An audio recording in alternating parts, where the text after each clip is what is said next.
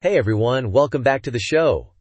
Today we're diving into something. Well, let's just say it's a bit spooky. Oh, you're getting that gleam in your eye again, Mark. This can only mean one thing. We're about to talk tech, but with a twist. Exactly, Jenny. We're talking about cursed gadgets. You know, objects that are supposedly imbued with some kind of negative energy. It's a fascinating intersection of technology, history, and folklore. Okay, cursed gadgets sounds like something out of a movie, but I'm intrigued. Where do we even start with something like this? Well, let's start with something that became an urban legend. Have you heard of the Annabelle doll? Wait, are we talking about the creepy doll from those horror films?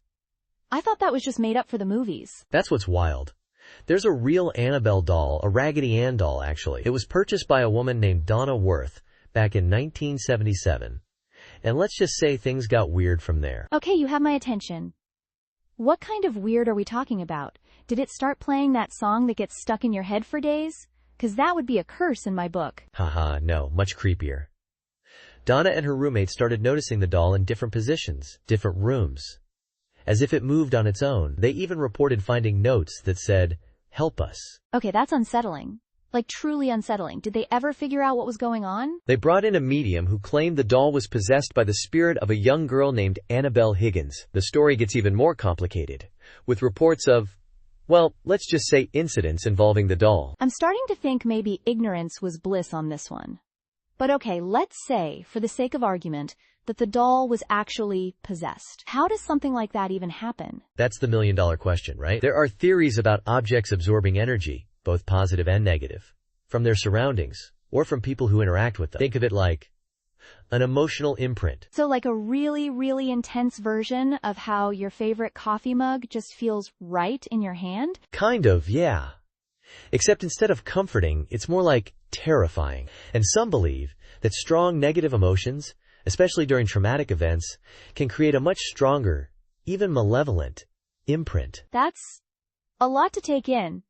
But it makes you wonder about the history of objects around us, doesn't it? It does, yeah.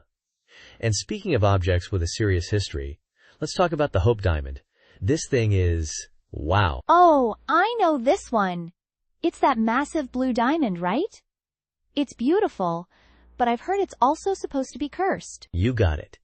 It's a 45-carat deep blue diamond, and its history goes back to the 17th century. Legend has it that it was stolen from the eye of a Hindu idol in India. So the curse is tied to the theft?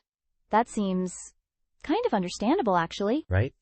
And supposedly the Hindu priests cursed the diamond, and anyone who possessed it would suffer misfortune, illness, even death. Has that actually happened?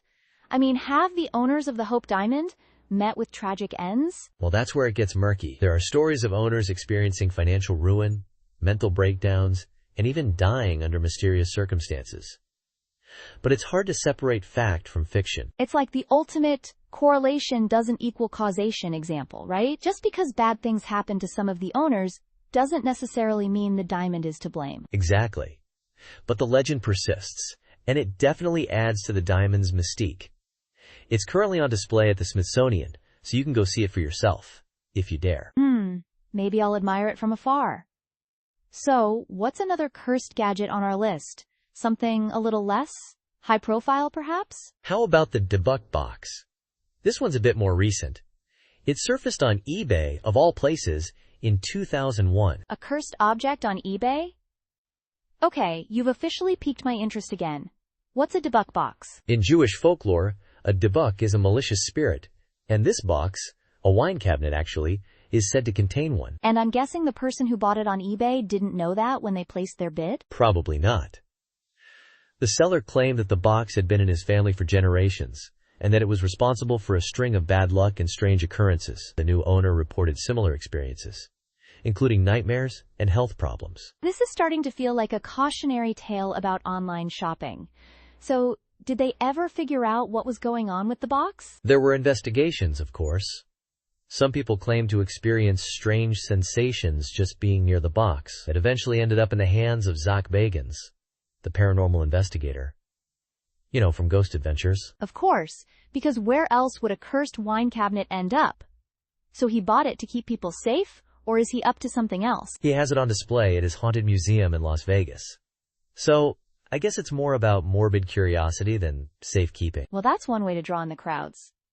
All right, is there another item on our cursed list? I think we have time for at least one more. Let's talk about something a little different, but also creepy. There is a painting called The Hands Resist Him. Have you ever seen it? I don't think so, but the name alone is giving me chills. What's the story behind it? It was painted by an artist named Bill Stoneham. It depicts a young boy and a female doll standing in front of a glass door. And behind them, there are these hands pressed up against the glass. Okay, that sounds sufficiently creepy.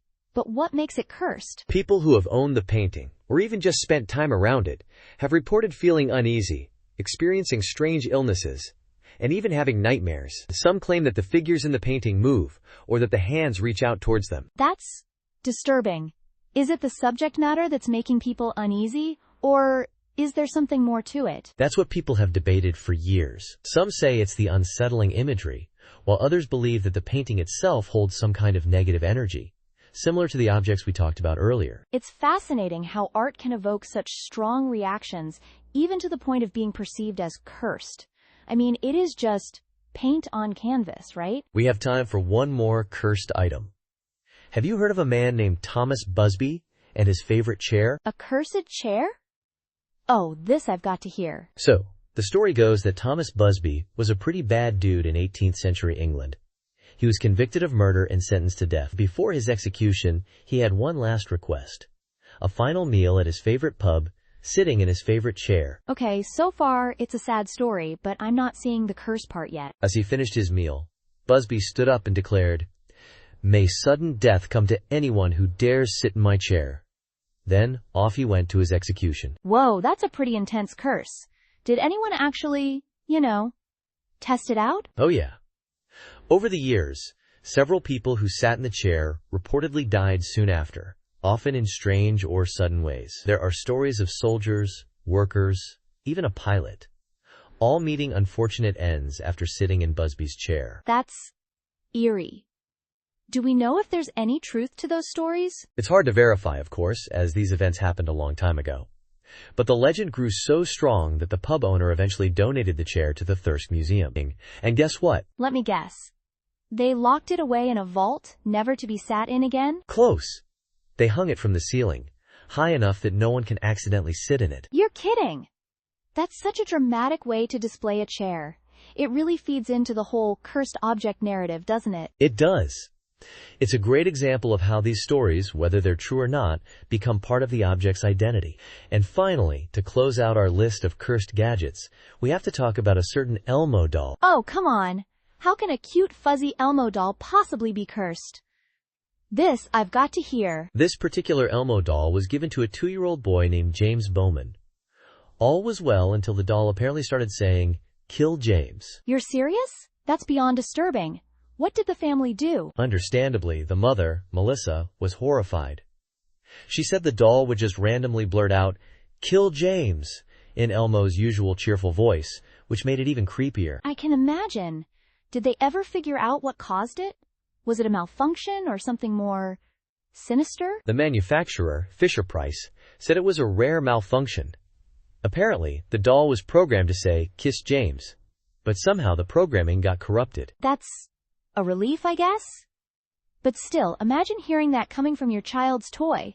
And it wasn't just one doll either, right? Right. There were other reports of Elmo dolls exhibiting similar behavior, though none quite as direct as "Kill James." It does make you wonder about the potential for glitches in these increasingly complex toys. It's a reminder that even the most innocent-seeming technology can sometimes behave in unexpected and unsettling ways. It really makes you think about what we're bringing into our homes, doesn't it? These stories of cursed gadgets, whether they're truly paranormal or not, are a fascinating blend of history, folklore, and our relationship with the objects around us. And they definitely make you think twice about the energy we attach to things and the stories we tell about them. Well, Mark, you've given us a lot to ponder today. I'm not sure if I'm going to look at my own belongings the same way again. Just remember, Jenny, it's all about perspective. And maybe keeping your valuables off of eBay. Haha, good point. Thanks for the spooky tech deep dive, Mark, and thanks to all of you for listening. Until next time, stay curious and maybe sleep with one eye open.